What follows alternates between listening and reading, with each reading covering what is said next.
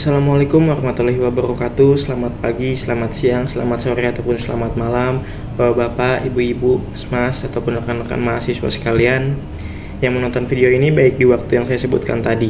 Perkenalkan, nama saya Bayu Fajar Nugroho. Di sini saya mewakili kelompok 4 yang dimana beranggotakan 3 orang, yaitu ada saya dan 2 rekan saya, yaitu ada Bayu Pribowo Saputra dan juga Cut Putri. Oke, dalam video ini kami sebagai kelompok 4 akan mempresentasikan hasil diskusi kami, yaitu bagaimana sih sistem pengendalian manajemen pada PT Pupuk Indonesia Persero. Untuk selanjutnya akan dibacakan. Oke, untuk di slide pertama ini yaitu ada kamprov dari PT Pupuk Indonesia. Nah, untuk PT Pupuk Indonesia itu sendiri merupakan pendahulunya itu bernama PT Pupuk Sriwijaya Persero, yang merupakan badan usaha milik negara yang didirikan dengan akte notaris Eliza Pondak nomor 177 tanggal 24 Desember tahun 1958 dan diumumkan dalam Berita Negara Republik Indonesia nomor 46 tanggal 7 Juni 1960 sebagai badan usaha milik negara atau BUMN. PT Pupuk Indonesia Persero tersebut yaitu bergerak di bidang ekonomi dan pembangunan nasional, khususnya di bidang industri pupuk, industri kimia, dan kimia lainnya, untuk melayani kebutuhan pembangunan pangan domestik dan ekspor. Dan selanjutnya di slide kedua ini ada visi misi dari PT Pupuk Indonesia Persero. Untuk visinya sendiri yaitu perusahaan nasional berkelas dunia untuk industri tanaman dan solusi pertanian yang berkelanjutan serta mampu memberikan dampak ekonomi dan sosial secara nasional. Dan untuk misinya tersendiri yaitu terdapat 5 misi, yaitu yang pertama ada menyediakan produk nutrisi tanaman yang kompetitif, yang kedua ada memaksimalkan kirkular ekonomi, yang ketiga ada mendukung program ketahanan dan kedaulatan pangan nasional, yang keempat yaitu ada menjalankan bisnis dengan menerapkan teknologi terkini, dan yang terakhir yaitu ada menciptakan kultur yang inovatif, kolaboratif, dan high performing. Oke, di slide selanjutnya ini yaitu ada tata penilaian perusahaan PT Pupuk Indonesia. Untuk PT Pupuk Indonesia Persero ini merupakan badan usaha milik negara yang dimana bergerak sebagai motor pertumbuhan ekonomi, pergerak kesejahteraan sosial, penciptaan lapangan kerja, dan sumber daya manusia atau SDM yang berkualitas. Diperlukan upaya transformasi SDM BUMN. Salah satu langkah kunci dalam hal ini adalah dengan menetapkan core values SDM BUMN sebagai fondasi dan pengikat budaya kerja yang mendukung peningkatan kinerja secara berkelanjutan. Ada Pilog telah mengadopsi dan mengoptimalkan nilai-nilai perusahaan yang didasarkan pada prinsip-prinsip berikut. Yang pertama itu ada prinsip akhlak, yang kedua ada prinsip amanah, yang ketiga ada prinsip kompeten, yang keempat ada prinsip harmonis, yang kelima ada prinsip loyal, dan yang keenam ada prinsip adaptif, dan yang terakhir itu ada prinsip kolaboratif. Oke, di slide selanjutnya ini yaitu di slide kelima ada perencanaan strategis dan operasional PT Pupuk Indonesia Persero pada tahun 2021. Untuk strateginya yaitu sebagai berikut yang tercantum pada PPT slide kelima ini ya. Untuk yang pertama itu ada mendukung program pemerintah dalam implementasi RDKK dan Kartu Tani. Yang kedua ada membentuk kebijakan terkait sistem penjualan retail yang terstandarisasi untuk mengantisipasi perubahan pola subsidi. Yang ketiga ada peningkatan reliability pabrik dengan penguatan program maintenance excellence. Yang keempat itu ada pelaksanaan SIMPRO melalui memperdayakan tools terkait seperti root cause analysis atau RCA, dan ada risk based inspection atau RBI, dan ada reliability centered maintenance atau biasa disebut dengan RCM.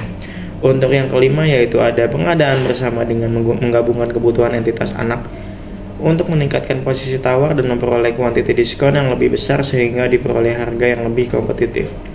Dan yang keenam yaitu ada harmonisasi dan penyempurnaan kamus soft kompetensi dan hard kompetensi karyawan Pupuk Indonesia Group.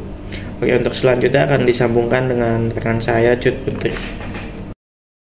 Oke, slide selanjutnya di sini ada slide ke-6, yaitu penerapan prinsip-prinsip Good Corporate Governance atau GCG.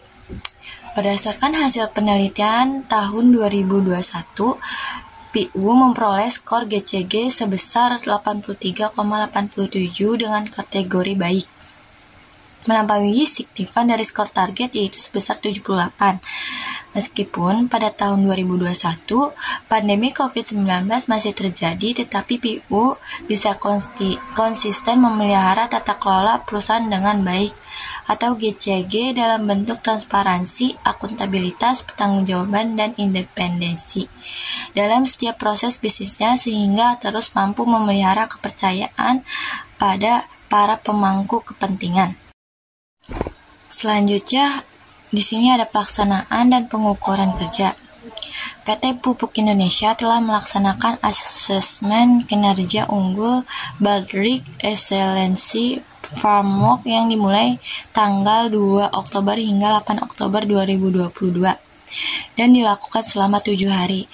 Tujuan dari pelaksanaan asesmen ini untuk melakukan pengukuran atas kinerja organisasi atau perusahaan guna mencapai kesisteman organisasi yang excellent. Tim Examiner Indonesian Quality Award Foundation melakukan site visit ke kantor PT Pilog untuk melakukan klarifikasi terhadap hal-hal yang membutuhkan penjelasan lebih lanjut terkait lingkungan kerja. Mengenai Baldrick Excellence Framework adalah kriteria kerja excellent yang dikelompokkan dalam 7 kategori dan disusun dalam suatu kerangka manajemen kinerja berbasis konsep Total Quality Management. Berdasarkan ketujuh kategori tersebut, yang pertama ada tentang kepemimpinan atau leadership. Yang kedua ada pencapaian strategis atau strategis planning. Yang ketiga ada fokus pada pelanggan atau customer focus. Yang keempat ada pengukuran kinerja atau performance measurement. Yang kelima ada fokus pada karyawan atau people focus. Yang keenam ada proses manajemen atau manajemen proses. Yang ketujuh ada hasil akhir atau result. Selanjutnya, pengawasan dan evaluasi kerja. PT Pupuk Indonesia diminta menjelaskan rencana kerja dan anggaran tahun 2016. Pada tahun 2016 ditargetkan penjualan sebanyak 12 juta ton. Dari volume produksi menjadi target tahun 2015 sebesar 66 triliun. Kemudian, investasi di tahun 2016 sebesar 9,8 triliun. Hambatan PT Pupuk Indonesia terkait pabrik PT Pupuk Indonesia yang sudah usia tua ada di Palembang, sehingga harga pokok PT Pupuk Indonesia tinggi. Hambatan adanya MEA, produksi pupuk PT Pupuk Indonesia akan sulit bersaing. Upaya yang telah dilakukan melakukan efisiensi dimulai termasuk biaya perusahaan. Upaya yang telah dilakukan terstrukturisasi perusahaan melalui holding. Revolusi saat sesuai penilaian intern sebesar 67 triliun. Dari anak perusahaan pupuk grup secara umum, kinerja memang cukup bagus. RKP dan RKA tahun 2016 dengan total pendapatan 77,85 triliun dengan total aset 96,13 triliun. Terjadi penurunan harga urea dan non-urea, sangat mempengaruhi perform pupuk Indonesia. Di antara 15 pabrik urea dilingkupi PT Pupuk Indonesia, terdapat 9 pabrik yang berumur lebih dari 20 tahun. Selanjutnya, perbandingan dengan kondisi teori.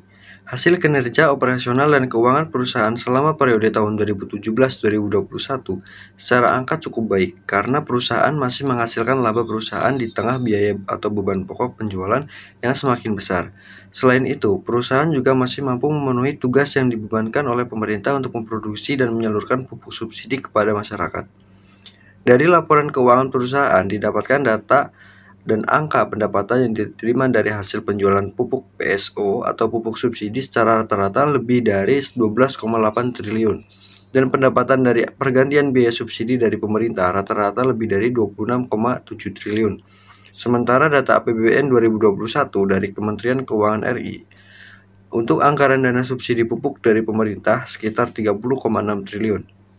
Sehingga, jika kedua sumber data tersebut disandingkan, maka ada selisih angka yang cukup besar antara anggaran dana subsidi pupuk dari pemerintah dengan penerimaan pendapatan perusahaan pupuk Indonesia selaku holding company sektor pupuk.